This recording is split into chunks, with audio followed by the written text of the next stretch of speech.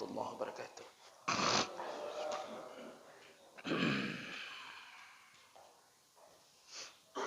Alhamdulillahirabbil alamin. Wassalatu wassalamu ala nabiyyina wa sayyidina Muhammadin wa ala alihi wa ashabihi ajma'in. Amma ba'd. Rabbi shrah li sadri wa yassir li amri wahlul 'uqdatam min lisani yafqahu qawli.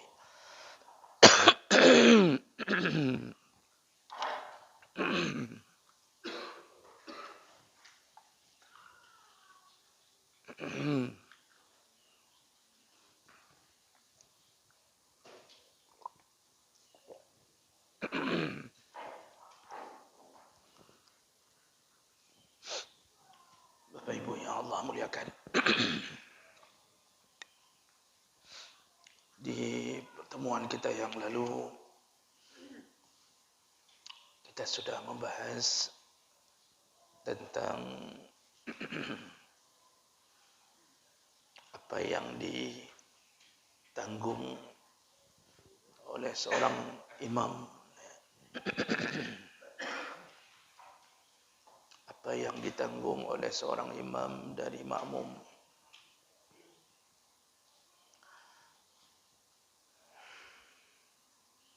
Dan kita dapatkan jawaban bahawa imam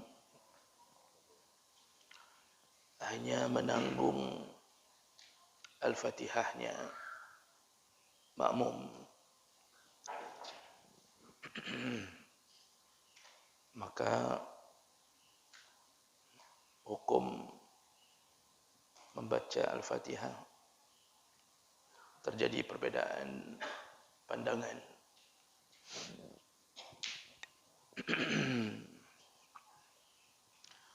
Menurut mazhab Hanafi, bahawa mazhab Hanafi dan Maliki mengatakan bahawa makmum tidak perlu membaca Al-Fatihah karena sudah ditanggung oleh imam. Lalu menurut mazhab Hambali, kalau salatnya salat jahar, makmum tidak perlu membaca Al-Fatihah. Tapi kalau salatnya salat sir, salat duhur asar, maka makmum tetap wajib membaca Al-Fatihah karena tidak mendengarkan Al-Fatihahnya imam. Sedangkan menurut mazhab Syafi'i tetap wajib baca Al-Fatihah. Makmum wajib membaca Al-Fatihah dalam semua salat, baik salat sir maupun salat jahar.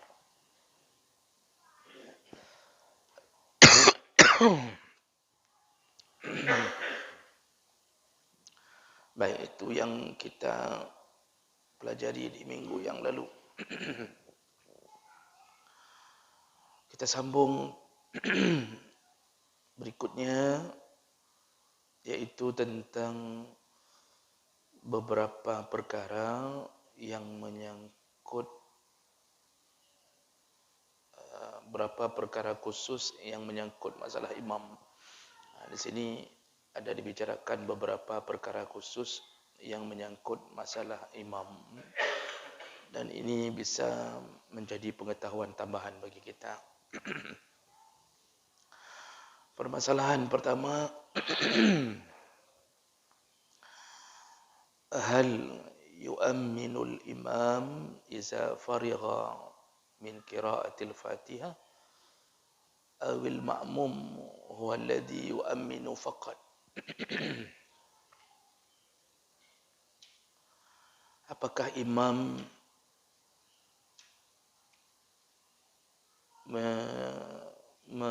mengatakan amin setelah membaca Al-Fatihah atau cukup makmum yang mengucapkan amin.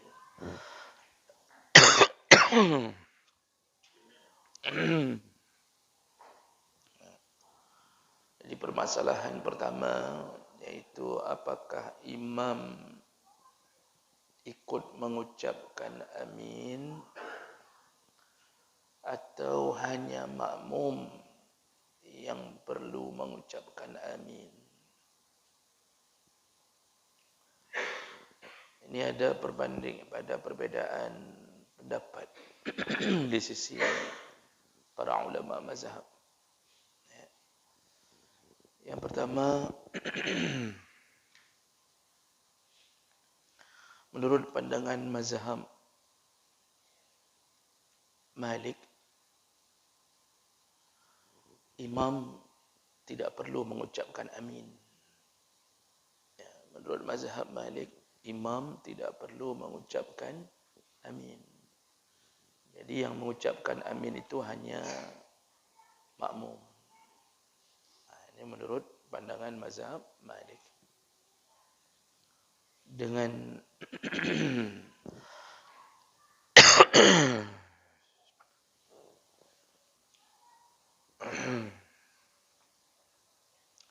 dengan dalil Imam Malik berdalil pada hadis Nabi, yaitu hadis dari Abi Hurairah radhiyallahu anhu, qala Rasulullah sallallahu alaihi wasallam, "Idza qala al-imam ghairil maghdubi alaihim waladdallin faqulu amin." Kalau imam sudah membaca ghairil maghdubi alaihim, maka ucapkanlah amin. Begitu kata Rasulullah sallallahu alaihi wasallam. Jadi Imam Malik mengatakan dengan hadis ini bahasa Nabi itu bahasanya ke makmum. Kalau imam sudah mengucapkan ghairil maghdubi alaihim, maka ucapkanlah amin. Jadi Nabi terkesan dalam hadis ini hanya menyuruh kepada makmum untuk mengucapkan amin. Ini dalam pandangan mazhab Malik. Sedangkan dalam pandangan jumhur ulama selain mazhab Malik, yaitu imam ikut mengucapkan amin bersama makmum. Imam ikut mengucapkan amin bersama makmum. Dengan dalil hadis dari Abi Hurairah radhiyallahu anhu, anna Rasulullah sallallahu alaihi wasallam qala, Rasulullah berkata, "Iza ammana al-imam fa aminu." Kalau imam sudah mulai mengucapkan amin, maka ucapkanlah amin. Fa inna man wafaqa ta'minuhu ta'minul malaikah ghufira lahu ma taqaddama min dzambih. Barang siapa yang aminnya bersamaan dengan aminnya para malaikat, maka diampunkan dosa-dosanya yang telah berlalu.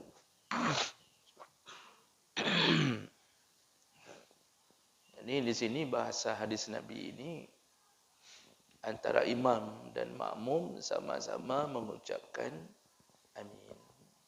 Nah, lalu jumhur ulama menjawab pandangan mazhab Malik dengan menyebutkan bahawa hadis yang Nabi sebutkan kalau imam sudah mengucapkan ghairil maghdubi alaihim waladdallin lalu ucapkan amin, ya, itu termasuk yang disuruh oleh Nabi, termasuklah imam, jadi bukan hanya makmum. Nah, ini jemaah Allah, permasalahan pertama. Ternyata dalam dunia fikih ada pandangan yang mengatakan dari mazhab Malik bahawa imam tidak wajib mengucapkan amin, hanya makmum saja. Namun walaupun begitu, yang lebih utama menurut pandangan jumhur, imam juga ikut mengucapkan amin bersama makmum. Nah, nanti permasalahan sambungannya adalah kapan makmum mengucapkan amin? Apakah menunggu imam dulu atau bersamaan dengan imam? Jumhur ulama sepakat mengatakan makmum mengucapkan amin itu bersamaan dengan imam, bukan menunggu imam. Seandainya imam tidak terdengar suara amin, makmum tetap sama-sama mengucapkan amin. Jadi bukan menunggu kode, tidak perlu pun menunggu suara A, begitu, enggak perlu. Jadi begitu waladdallin, itu langsung makmum mengucapkan amin tanpa harus menunggu imam memulainya. Seandainya tidak terdengar suara aminnya imam, makmum tetap mengucapkan amin. Nah, itu permasalahan pertama. Mana tapah royok bang.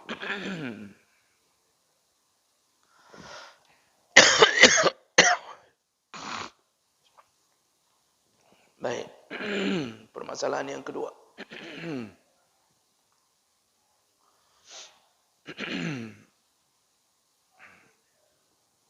Masalah yang kedua yaitu mata yukabbirul imam takbiratul ihram.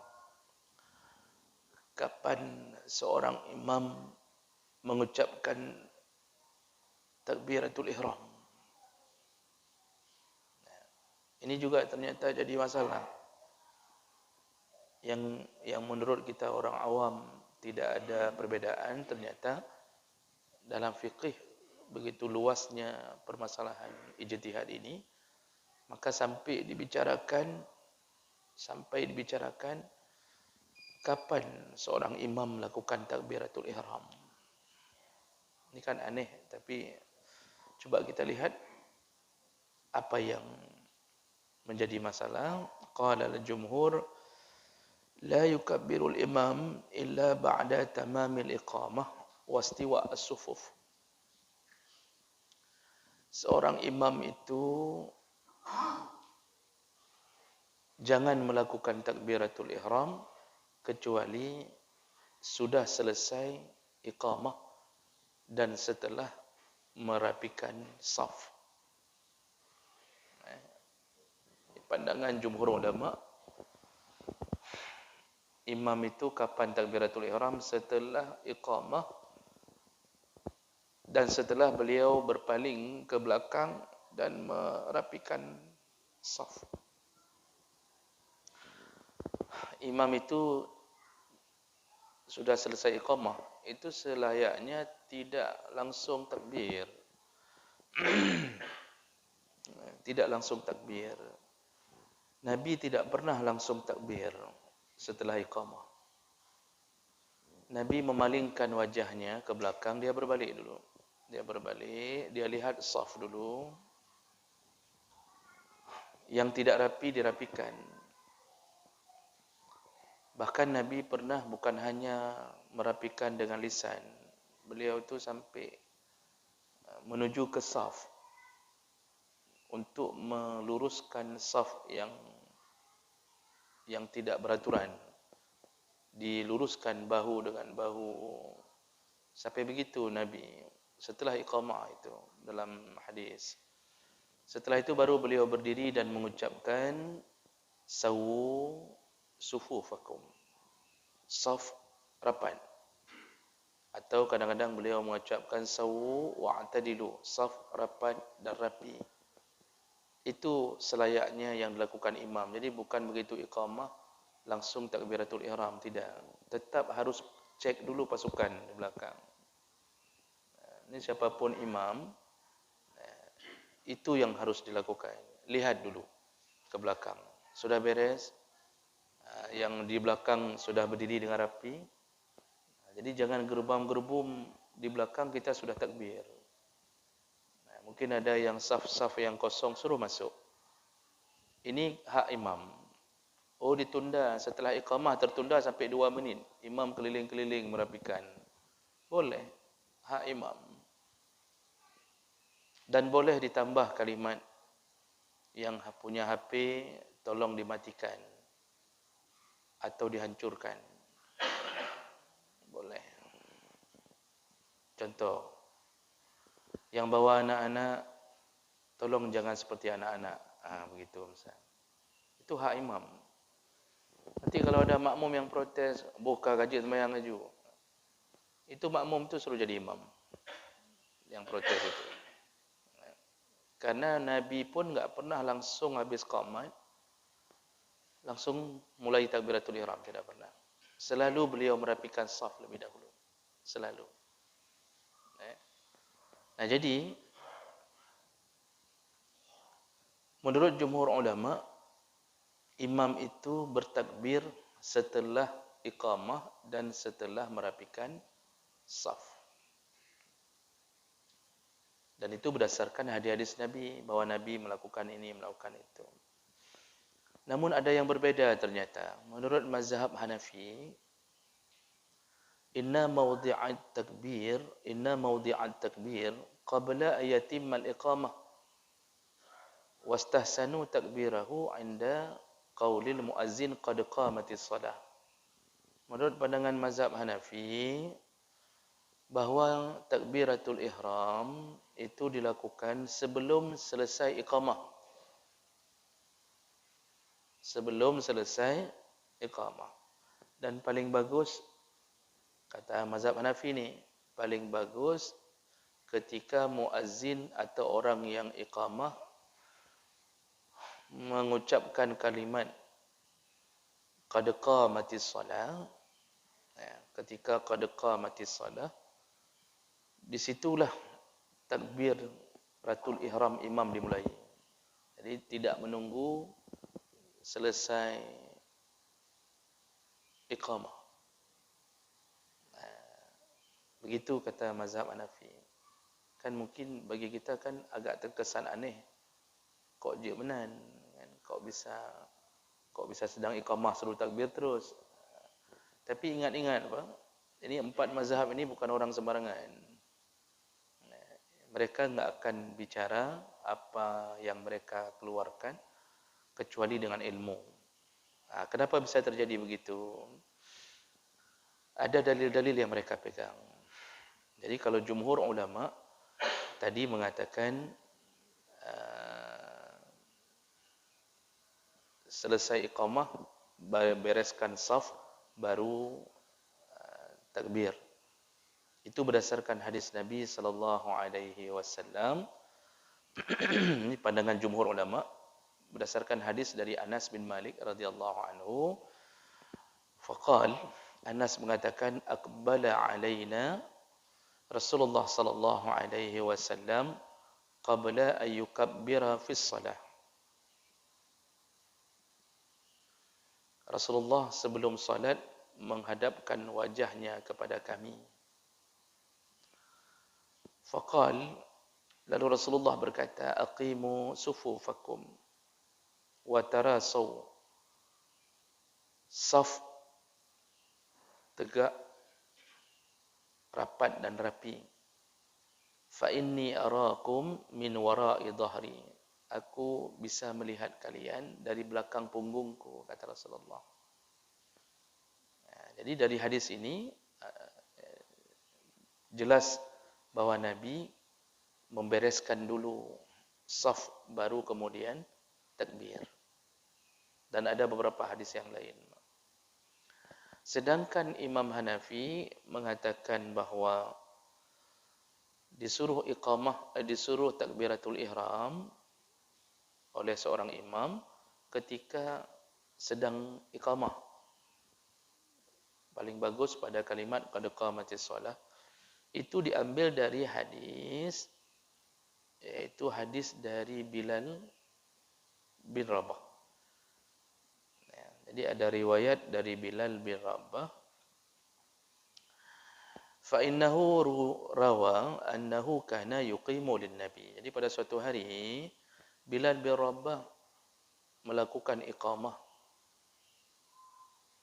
disuruh oleh Nabi sallallahu alaihi wasallam. Disuruh oleh Nabi. Jadi sekali lagi kita ingin ulang, imam itu yang menentukan kapan iqamah.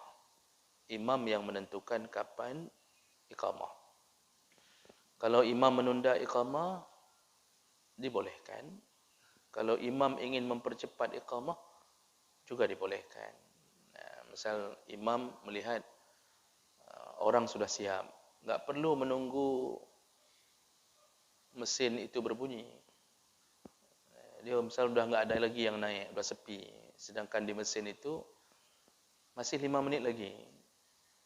Maka imam langsung ambil tindakan. Imam suruh terus sama muazzin qamat. Itu hak imam. Atau imam bisa menunda. Mesin sudah berbunyi, orang belum ada. Cuma berapa orang. Imam juga berhak mengatakan jangan qamat dulu. Kita tunggu 5 menit lagi. Itu semua hak imam. Namun kita agak kebingungan karena kita enggak tahu siapa yang akan jadi imam. Kita kan enggak tahu ni siapa kena dang ke imam, sehingga enggak ada yang tahu siapa yang suruh. Enggak tahu ni tongkat komandonya sama siapa ni.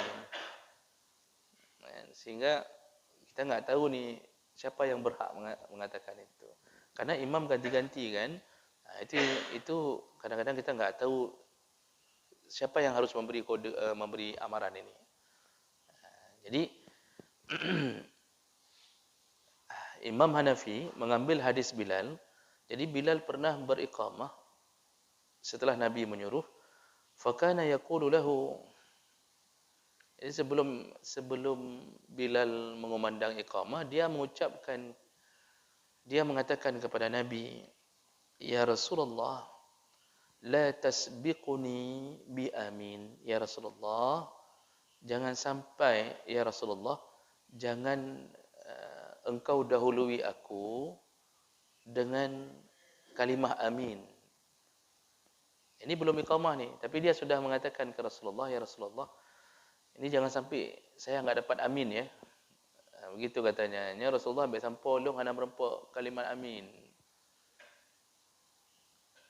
Fahaza yadullu ala anna Rasulullah kana yukabbir wal iqamah lam tatim. Kata mazhab Hanafi, bahasa Bilal menunjukkan Rasulullah sudah langsung mau takbir. Sehingga Bilal takut enggak dapat amin bersama Rasulullah. Padahal Bilal baru mau iqamah. Jadi hadis ini yang dipegang oleh mazhab Hanafi mengatakan bahawa ini bukti atau menjadi dalil belum selesai, belum dimulai iqamah, Bilal sudah memohon pada Nabi, ya Rasulullah, jangan sampai saya enggak dapat amin.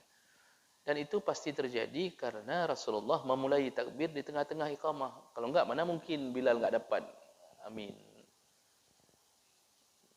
Mana mungkin Bilal mengatakan itu. Nah, ini dalil yang dipegang oleh mazhab Hanafi. Nah, walaupun begitu, tentu ya, hadis-hadis yang menyatakan tentang takbir setelah iqamah dan membereskan saf itu lebih banyak dan lebih kuat. Nah, itu lebih banyak dan lebih kuat dalilnya. Nah, baik. Tapi kita harus tahu ternyata begitulah ijtihad para ulama sampai mereka ada yang berdalil takbiratul ihram di tengah-tengah iqamah. Kemudian sedikit lagi permasalahan yang berikutnya yaitu hal yaftahu 'ala al-imam iza irtajja 'alaihi aw la. Apakah makmum boleh membenarkan bacaan imam ketika imam sedang macet atau tidak? Nah, ini bolehkah makmum membenarkan bacaan imam ketika imam sedang putus bacaannya atau sedang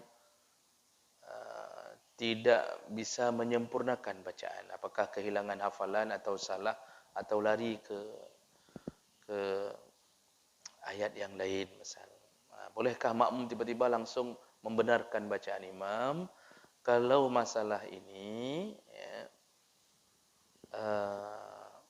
jumhur ulama mengatakan bahawa dibolehkan, ya, ajazu al-fatha 'ala al-imam, dibolehkan melakukan al-fathu, iaitu meluruskan bacaan imam kalau imam irtajja, imam sedang macet bacaannya. Namun walaupun begitu, ada sebahagian ulama, tapi tidak pada 4 mazhab, ulama-ulama yang lain, ada sebahagian yang melarang untuk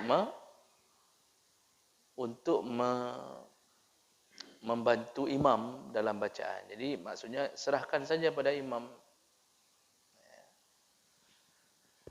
Dan jumhur ulama mengatakan boleh membenarkan bacaan imam kerana pernah terjadi di masa Nabi. Shalla Rasulullah sallallahu alaihi wasallam, pada suatu hari Nabi sedang solat. Fataraka ayah, lalu Nabi tertinggal satu ayat. Faqala lahu rajulun, setelah solat ada seorang sahabat mengatakan, ya Rasulullah, ayatun kaza wa kaza. Ya Rasulullah, tadi di tengah ayat yang kamu baca ada yang tertinggal. Ayatnya sebenarnya ini dan ini. Jadi ini menunjukkan sisi kemanusiaan Nabi. Nabi itu walaupun dibenamkan Al-Quran di dalam hati dan kepalanya, Nabi kan enggak perlu hafal Quran. Dia dibenamkan Quran. Beda dengan kita, kita menghafal. Tapi ada lupa juga rupanya. Ini sisi kemanusiaan Nabi. Ada lupa beliau. Lalu diingatkan oleh sahabat, ayatnya yang benar begini ya Rasulullah. Nah, kemudian Rasulullah berkata, fahala zakartaniha, kenapa tadi dalam solat engkau tidak mengingatkanku? Nah, jadi hadis ini menunjukkan bahawa dari zaman Nabi sudah diizinkan untuk membenarkan bacaan imam. Nah, ulama yang melarang itu enggak disebutkan namanya di sini Pak, itu memakai hadis dari Ali bin Abi Thalib. Ya, jadi ada satu hadis Rasulullah berkata kepada Ali, ya Ali, la taftah 'ala al-imam fi salat. Wahai Ali, kalau sedang solat jangan ganggu imam dengan membenarkan bacaannya. Namun hadis ini banyak yang mengatakannya dhaif. Jadi yang lebih kuat adalah yang pandangan jumhur yang mengatakan bahawa dibolehkan membenarkan bacaan imam. Namun perlu dicatat kepada kita makmum, kalau ingin membenarkan bacaan imam, dia ada beberapa perkara yang penting diingat. Yang pertama, kalau imam betul-betul tidak bisa menyambung dengan bacaan yang dia sudah usahakan. Jadi jangan sambung dulu ketika dia masih mencoba untuk mencari jalan keluar sendiri. Imam kan kadang-kadang begitu mandek, dia ulang lagi ke belakang. Sudah 3 kali ulang enggak dapat, lalu dia terdiam. Dalam terdiam itu dia mengatakan help me, dia bilang begitu, tolonglah aku. Itu kalau sudah terdengar help me itu baru kita tolong. Cuma batal solat semuanya kan, gara-gara help me itu kan. Jadi imam sudah diam. Waktu diam itu berarti dia butuh bantuan. Itu baru masuk. Jangan masuk terlalu cepat. Kadang-kadang pas kita masuk melakukan al-fatihu, imam masih berusaha sendiri sehingga imam panik, bingung dia ini. Dia bingung nih, banyak sekali yang mau nolong tapi bukan pada waktu yang tepat. Jadi diam aja dulu. Dan imam kalau enggak sanggup lagi, udah menyerah, itu diam, tunggu suara di belakang.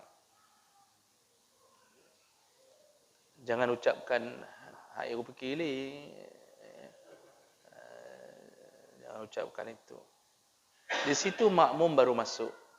Ternyata ditunggu oleh imam enggak ada satu pun makmum yang masuk. Ternyata makmum enggak ada yang hafal bacaan imam itu. Imam sudah enggak tahu lagi sambungannya. Ini kalau enggak ada yang melakukan al-fatihu, maka kalau yang tadi dibaca oleh imam sudah panjang, jangan disambung lagi dengan ayat yang lain, langsung takbir. Jadi misal terdiam nih, enggak ada yang bantu. Sudah sekitar kira-kira setengah menit, enggak ada yang bantu.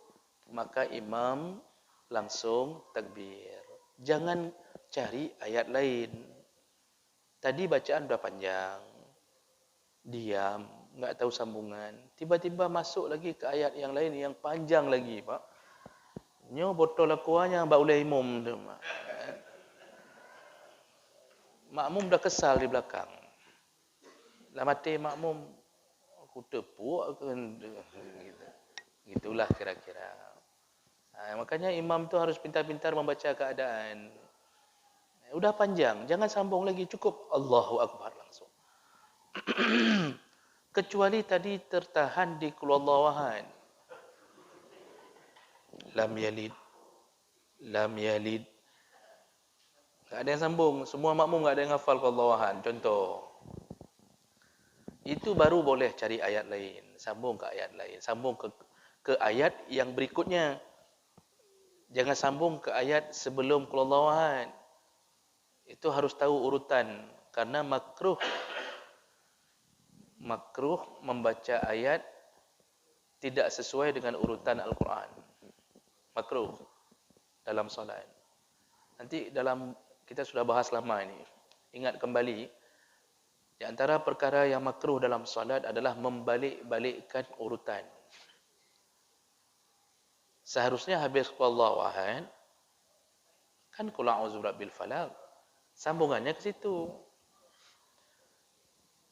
Jangan kita ambil awal surah Al-Baqarah. Makruh. Nabi kalau jadi imam enggak pernah membulak-balikkan urutan, selalu berdasarkan urutan. Maka imam juga harus tahu rakaat pertama dengan rakaat kedua itu harus sesuai dengan urutan dalam Al-Quran. Maksud harus sesuai, jangan sampai duluan ayat yang di belakang baru kita balik ke depan, jangan. Enggak mesti tertib. Habis qul huwallahu ahad harus qul a'udzu birabbil falaq, enggak. Tapi yang penting jangan terbalik. Kita baca alhaakumut takatsur, enggak mesti hari setelah itu wal asri, enggak mesti. Namun ambil ayat-ayat setelah alhaakumut takatsur. Boleh qul huwallahu ahad. Dan seterusnya. Enggak boleh baca qul huwallahu ahad dulu rakaat pertama, lalu alhaakumut takatsur rakaat kedua. Makruh. Itu salat enggak disukai oleh Nabi sallallahu alaihi wasallam. Membulak-balikkan urutan dalam Al-Quran. Begitu, Pak. Jadi, ya, kalau mau memperbaiki bacaan imam, tunggu sampai imam itu membutuhkan bantuan. Dan bacaan apa yang perlu diperbaiki? Bacaan yang sifatnya memang layak untuk diperbaiki. Tapi kalau seandainya berhubungan dengan tajwid, selama tidak mengubah makna, nyan hana perlu tak fikir. Contoh misal imam membaca ayat kurang harakatnya. Misal ada mad wajib muttasil atau mad jaiz munfasil, itu sampai 5 atau 6 harakat. Rupanya imam agak cuma 2 harakat, enggak terlalu panjang. Itu enggak perlu kita tegur imam, lalu kita betulkan tajwidnya. Sampai kita bilang 6 harakat kan. Itu enggak perlu. Ya. Oh, imam salah baca Al-Fatihah. Kalau bacaan itu mengubah makna, kita boleh betulkan dulu. Misal imam sedang baca, enggak terbaca Maliki Yaumiddin. Contoh. Maka makmum segera melakukan Al-Fatihu. Makmum langsung Maliki Yaumiddin, kata makmum. Imam rupanya enggak mendengar atau salah lagi. Diingatkan lagi oleh makmum Maliki Yaumiddin. Salah lagi. Ini bacaan rukun. Kalau terus-terusan salah, enggak terbaca atau dia sudah panik, karena ini bacaan rukun, maka imam tidak boleh lagi diikuti. Jadi harus langsung melakukan mufaraqah dari imam. Langsung berniat keluar dari mengikuti imam. Salat terus sendiri. Kalau ikut, nanti harus ulang solatnya. Kalau ikut. Berarti mengikuti kesalahan imam. Nah, ini kalau terjadi pada Al-Fatihah. Tapi kalau waladhdallin, lin itu kan man arid li sukun. Dia boleh 5 harakat, 6 harakat, boleh panjang. Ada imam waladhdallin, cuma 2 harakat. Itu enggak perlu kita tiba-tiba dari belakang lin kita sambung. Kita gerham-gerham lagi imam lin kita sambung. Enggak perlu, karena tidak mengubah apapun. Itu hanya ini saja, ritme saja itu. Jadi ada tempat-tempat yang perlu. Satu lagi, Pak. Kalau pada bacaan ayat, kan hukum baca ayat kan sunnah selain daripada Al-Fatihah. Rupanya imam ada ketinggalan satu huruf atau ketinggalan satu kalimat. Terloncat hafalannya. Tapi imam yakin sekali langsung terus. Itu enggak perlu kita perbaiki pun enggak apa-apa. Biarkan saja dia. Daripada kita perbaiki dia enggak, tiba-tiba dia langsung terkejut. Apa salah lu? Apa salah? Rupanya hafalan dia memang begitu dari kecil. Habis solat baru kita perbaiki. Habis solat baru kita perbaiki. Jadi tidak berpengaruh pada solat. Kalau bacaan ayat yang kira-kira imam terloncat satu atau 2 huruf atau satu kalimat. Namun satu catatan, imam kalau diperbaiki oleh jamaahnya, jangan marah. Imam yang bijaksana itu, imam yang dihargai, disegani, malah dia mengatakan ke jamaahnya, nah yang salah bacaan lu bunuh. Itu lama-lama semakin dihormati itu. Dia imam tapi merendah diri. Yang parah ketika imam diingatkan. Jadi ada jamaah yang mengingatkan, Ustaz, kayaknya nah yang salah bunuhnya yang lu depu. Lu murno di balai rojihnya yang lu depu lagi nya bacaan ji. Misal contoh. Itu jangan marah, ucapkan terima kasih kerana pingat. Begitu seharusnya seorang imam. Kalau enggak sampai ke situ tidak layak jadi imam. Kalau enggak sampai ke situ kebijaksanaan enggak layak jadi imam. Karena memang harus diperbaiki. Karena seorang supir itu kalau enggak bisa mendengar orang yang mungkin lebih ahli di belakangnya, enggak layak jadi supir. Nyona supir yang lebih profesional misalnya mau ingatkan, ini cara tarik kapling begini, cara begini. Diingatkan. Seharusnya terima kasih. Jadi harus menerima kalau seandainya diperbaiki, karena itu akan membuat ke depan lebih baik ketika solat ke depan. Kira-kira begitu. Sudah. Yang terakhir. Ini terakhir. Jadi sudah ya, tadi permasalahan itu tadi berarti boleh mengingatkan imam di tengah solat dengan beberapa kriteria tadi. Yang terakhir, irtifa' al-imam anil ma'mumin. Apa hukumnya? Imam lebih tinggi daripada makmum. Bukan badannya lebih tinggi. Tempat berdiri imam lebih tinggi daripada makmum. Menurut 4 mazhab, boleh lebih tinggi tetapi makruh. Namun pun diberi syarat, tingginya itu tinggi yang ringan. Irtifa' al-yasir. Tingginya tinggi yang ringan. Tinggi ringan itu ya, maksudnya tidak sampai 1 zira'. Sedikit tinggi. Kadang saya pernah lihat ada musalla, mihrab imam ini lebih tinggi satu begini apa? Berapa ini ukurannya? 5 cm ya, atau 10 cm misal begini. Ini masih termaafkan. Walaupun tidak baik, makruh. Jadi yang paling bagus itu tetap seperti kita ni. Dia rata antara imam dengan makmum, berdirinya rata.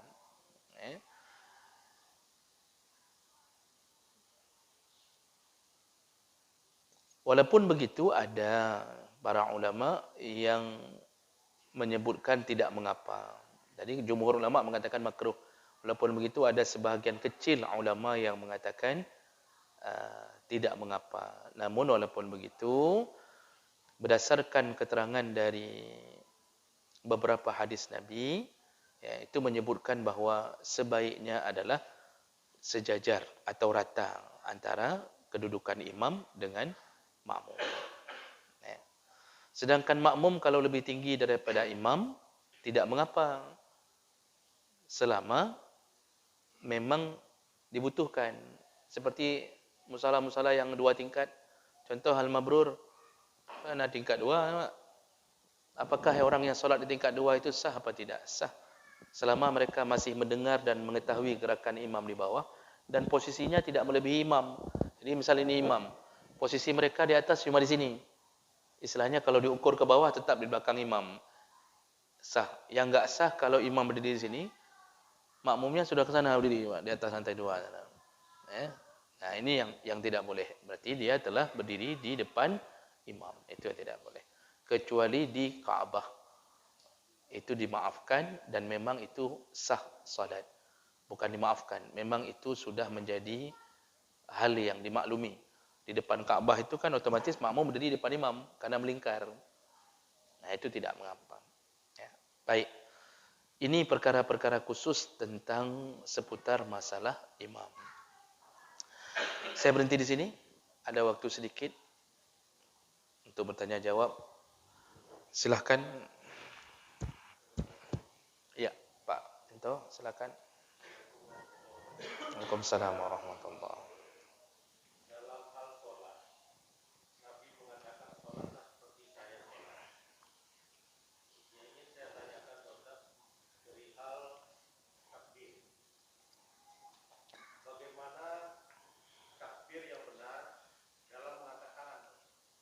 Karena kalau kita sholat di masjid, kita lihat para jamaah sholat sunnah itu bermacam-macam cara mengangkat tangannya.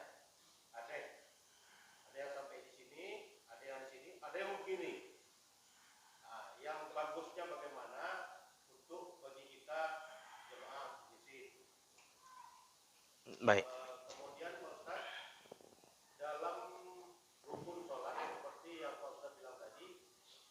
Kalau di dalam rukun salah, jamaah bisa menegur. Ini salahnya, contoh begini, Pak. Dalam pembacaan iya kana wudu wa iya kana sa'in. Seharusnya kan iya kana wudu wa iya kana sa'in. Jadi waktu baca yang kedua itu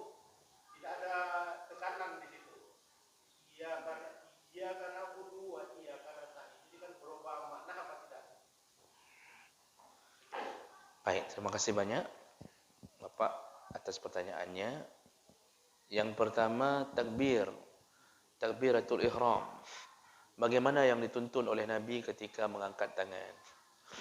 Jadi yang rukunnya adalah ucapan takbirnya, itu yang rukunnya.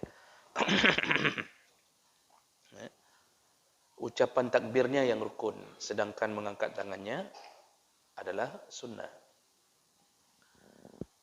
Kalau bacaan takbir, kita sudah jelaskan pada rukun-rukun salat ni. Yang dulu kita sempat bahas, itu bacaan yang benarnya Allahu Akbar. Lafzul jalalahnya Allah, la-nya itu yang panjang. Allahu Akbar. Kalau dipanjangkan di A, batal solat. Kalau dipanjangkan di A, batal solat. Kita baca Allahu Akbar. A, panjang A, batal solat. Ini biasanya terbawa waktu masukkan niat. Kita model kayak gini Pak, hati-hati. Mungkin selama ini ada yang solat kita enggak pernah diterima Allah. Jadi model tarik waktu niat dalam mazhab Syafi'i muqtarinan bil fi'al, bersamaan dengan takbir. Jadi model Allah itu benar. Tapi kalau model batal solat. A kalau dipanjangkan itu dalam bahasa Arab berarti dia telah membaca dua A. Maka otomatis akan berbunyi Allahu Akbar. Berubah makna langsung total 360 derajat. Kalau kita panjangkan A, maknanya berubah. Apakah Allah itu maha besar? Ya. Kalau sudah panjang A, jadi berubah maknanya. Kita meragukan Allah maha besar. Apakah Allah itu maha besar? Begitu. Begitu juga pada akbar. Tak boleh akbar. Itu sama tu. Kita sudah mengucapkan Allah akbar. Sama. Allah apakah maha besar? Maka semua kita mengingatkan itu. Jadi yang betul tu Allahu Akbar. Ini lafzul jalalah ini boleh panjang. Allahu Akbar. Boleh. Nah, jadi itu bacaannya yang rukun yang perlu dijaga. Sedangkan mengangkat tangan hukumnya sunnah. Cara angkat tangan dalam hadis Nabi cuma ada petunjuk dua cara dalam hadis Nabi. Yang pertama adalah hazwa uzunai. Ya, jadi ini tangan ni itu menghadap kiblat. Ni tapak tangan ni Pak, itu dalam petunjuk manapun ini menghadap kiblat. Karena kita sering begini, bersamping tau. Ya, seperti lagu Batak tu. Lagu apa? Totor. Begini. Salah. Itu begini. Menghadap ke kiblat ni. Bukan mereng begini. Ini menghadap ke kiblat. Jadi Allah. Cara pertama, ini sejajar dengan daun telinga. Bahkan hadis menyebutkan Nabi terkena jempolnya pada daun telinga. Jadi begini. Ini cara pertama. Standarnya uzun. Yaitu telinga. Cara kedua, hazwa mangkibai, yaitu sejajar dengan bahu. Jadi begini, Allahu Akbar, sejajar dengan bahu. Enggak perlu dipas-paskan kali. Maksudnya jangan sampai kita lihat kapah, anak boleh. Yang penting kita yakin sudah sejajar dengan bahu. Allahu Akbar. Itu yang dalam tuntunan. Maka tidak benar selain daripada itu. Yang model Allahu Akbar. Itu unyil yang ajarkan itu. Allahu Akbar. Bahu hantruk, gelinyung hantruk. Unyil kan begitu dia. Allahu Akbar. Mana ada begitu takbir. Nah, batalkah salat? Enggak. Karena itu amal sunnah. Numa makruh. Karena menyelisihi keinginan Nabi dan petunjuk Nabi. Kan Nabi sudah mengatakan, lihat salatku, ikut. Semua sahabat kalau ingin mengatakan tentang salat, ujung hadisnya setelah dia ajarkan ke sahabat yang lain, dia akan mengatakan, beginilah Nabi mengajarkan kami. Itu bahasanya. Jadi ikut Nabi semuanya. Nah, jadi itu dua cara. Jangan biasakan Allahu Akbar. Jangan sempurnakan ke bahu atau ke telinga atau ke telinga. Yang ke atas kepala pun enggak disuruh. Enggak ada sampai ke sini. Yang orang banyak kredit itu Allahu Akbar. Nah, ini yang banyak kredit. Ana habis-habis bayar hutang kreditnya. Nah, begitu ya Bapak, berdasarkan hadis Nabi sallallahu alaihi wasallam.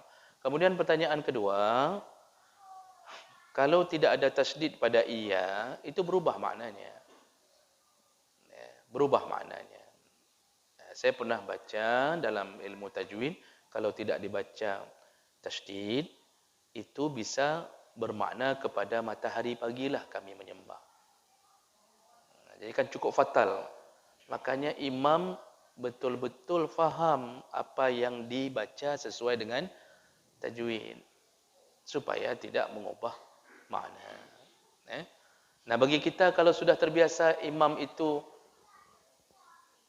kita dengar enggak beres bacaan Al-Fatihahnya, jangan ikut, Pak. Tapi kan enggak mungkin kita enggak ikut terus-terusan. Masjid-masjid kita, musalah-musalah kita, mana mungkin kita selalu keluar. Maka solusinya bukan makmum yang harus keluar, imam itu yang harus diganti. Maka BKM harus berani mengambil keputusannya, nah betulnya lagi nyojo-jojo dengan to imam. Atau imamnya harus berlapang dada. Harus ada yang berani mengatakan, Ustaz, lagi maaf, nyona yang salah sang Badung. Imam harus berani memperbaiki, karena itu masalahnya fatal. Nah, sekali lagi kan tadi seperti saya bilang, jangan marah ketika diperbaiki. Orang perbaiki pun supaya imam enggak marah, bahasanya harus baguslah. Bahasa orang yang sopan. Jangan tak kan boleh. Ikah kadang imam ana mupu ka baca. Apa enggak marah orang macam begitu? Coba bicara baik-baik, Pak Imam, mohon maaf. Kalau perlu traktir dulu imam. Sambil makan mie pakai telur, pakai udang, itu semua yang yang diperbaiki mau didengarnya itu. Ini kita udah enggak kasih apa-apa, perbaiki dengan cara bahasa yang buruk. Nah, mana ada didengarnya. Nah, ya. Baik, kira-kira begitu Bapak. Masih ada? Ini waktu 5 menit lagi pas untuk salat. Ya, silakan Pak Antawi.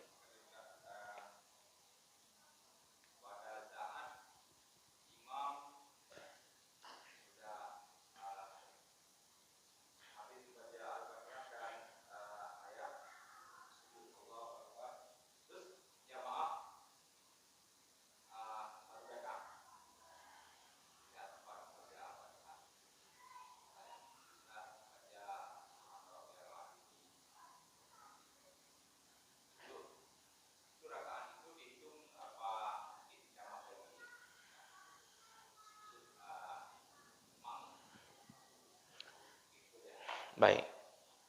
Imam sudah rukuk. Imam makmum baru datang. Kuncinya pada dia dapat rukuk atau tidak. Itu aja kuncinya. Karena Rasulullah mengatakan man adraka rukuk faqad adraka raka'ah. Barang siapa yang dapat rukuk, dia telah mendapatkan rakaat. Masbuk begitu sudah sampai takbiratul ihram, Allahu Akbar, langsung takbir sekali lagi untuk rukuk. Tinggalkan bacaan semuanya, tinggalkan iftitah, tinggalkan Al-Fatihah. Usahakan dapat rukuk. Nah, kalau dia dapat rukuk, maka dia dapat rakaat, tak perlu tambah. Masalah tadi Al-Fatihah itu imam tanggung. Ditanggung oleh imam. Ditraktir oleh imam Al-Fatihahnya. Tapi rukuk yang disebut dapat rakaat, rukuk yang tumak ninah. Rukuk yang disebut dapat rakaat, rukuk yang tumak ninah. Jadi maksudnya ketika dia turun, imam masih begini. Sempat terbaca sekali subhana rabbiyal azimi wa bihamdi, imam masih begini. Itu dapat. Tapi yang model turun, dia langsung turun cepat-cepat. Allahu Akbar, takbir, lalu takbir sekali lagi, Allahu Akbar, mau rukuk. Pas mau rukuk, imam bangkit. Pas dia jatuh, pas dia rukuk, imamnya Allahu Akbar. Enggak sempat tumak ninah bersama imam, enggak dapat. Ini harus tambah rakaat. Jadi jangan mendapat-dapatkan, ya. Jangan mendapat-dapatkan, Pak. Jangan ayo aku tambah dia tambah otak kaji atau bunuh juga enggak bisa. Dia menghambur dalam rakaat. Berarti kita dihitung enggak solat itu hari itu. Ya. Kalau enggak sempat tumak ninah bersama imam sekurang-kurang satu bacaan, sekali mengucapkan zikir dalam rukuk, kalau enggak dapat, tambah. Kalau enggak dapat. Jadi yang model pas turun imam naik, tambah. Dia sudah begini, imamnya langsung naik, enggak sempat dia bersama imam sebentar, tambah. Nah, jadi kuncinya rukuk yang tumak ninah, baru dihitung rakaat.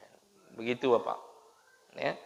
Yang selama ini sudah terjadi, masya Allah, lung lagi nya katanya. Qadha.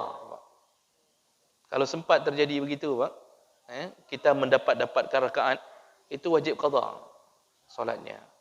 Ini pulang ni bapak qadha terus. Jangan makan nasi dulu, qadha terus. Ya. Jadi enggak boleh sembarangan dapatkan kalau enggak dapat yang sebenarnya. Nah, itu kuncinya. Jadi segera rukuk. Tapi kalau model baca lagi Al-Fatihah, ya, di situ malah dia langsung enggak dapat rakaat. Dan satu lagi Pak yang banyak orang tidak tersentuh. Kalau si makmum masbuk, dia baca Al-Fatihah, imam rukuk, dia enggak ikut rukuk. Jadi pas dia datang, imam mau rukuk, dia baca Al-Fatihah. Terselang 2 rukun fi'li, langsung batal. Batal solat. Jadi imam rukuk, dia masih baca Al-Fatihah ni, si masbuk ni. Imam i'tidal. Tadi sudah 1 rukun. Ini sudah i'tidal. Begitu imamnya takbir mau sujud, langsung batal ni si masbuk yang masih meneruskan Al-Fatihah. Batal solat, bukan batal jamaah, batal solat. Masbuk ini. Kalau dia tidak mengikuti imam, ya. Tapi kalau dia ikut, kalau dia enggak dapat rukuk, berarti tambah tapi enggak batal solatnya, dapat jamaahnya. Begitu. Baik. Sudah? Masih ada? Tidak ada lagi Pak ya? Terakhir ya Pak, terakhir. Silakan Bapak. Waalaikumsalam warahmatullahi wabarakatuh.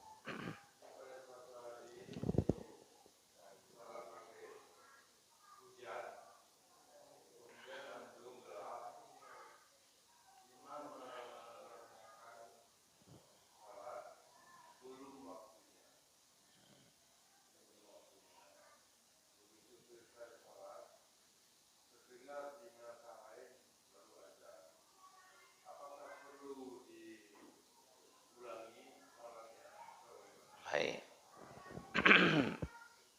Ini kasus yang jarang terjadi tapi bisa terjadi. Jadi karena enggak ada listrik, mati lampu, gelap, angin badai, hujan lebat, pohon bertumbangan, berarti nya kiamat berarti paham juga lagi. Ya anak sembahyang li berarti kan. Imam datang ke masjid, enggak tahu ni nyo, mesti jum mati mandu misal. Ni jam mati semuanya contoh. Pokoknya hari itu memang lagi kiamat, jam mati. Mendung sehingga enggak tahu jam sudah masuk waktu maghrib apa enggak. Lalu imam solat.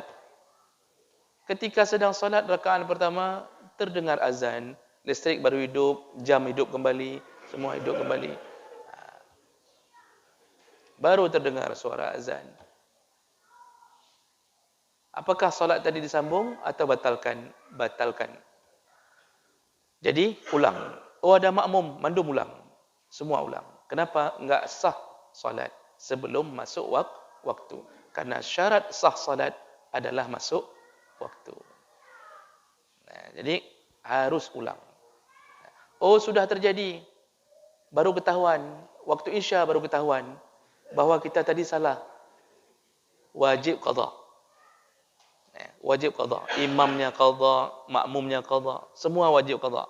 Yang salah-salah tadi atau ketahuan setelah lewat pada waktunya. Jadi itu Pak, syarat sah salat itu masuk waktu. Enggak boleh mengesahkan salat sebelum masuk waktunya. Ya. Baik, saya cukupkan karena di bawah panitia sudah siap menunggu kita. InsyaAllah kita bertemu kembali di pertemuan yang akan datang. Subhanakallahumma bihamdik asyhadu an la ilaha illa anta astaghfiruka wa atubu ilaik. Wassalamualaikum warahmatullahi wabarakatuh.